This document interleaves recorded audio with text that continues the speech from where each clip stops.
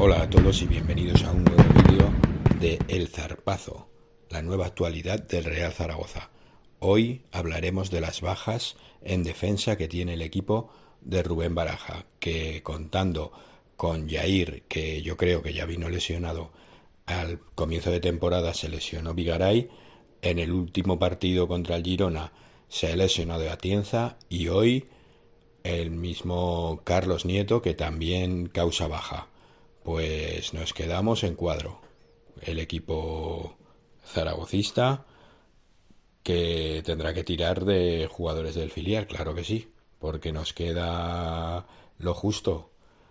Tejero, Guitián, Francés y Chavarría, con que habrá que tirar del filial.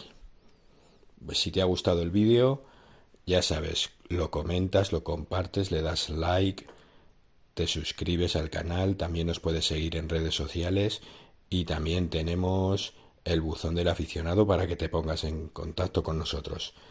Nos vemos en el próximo vídeo y aupa Real Zaragoza.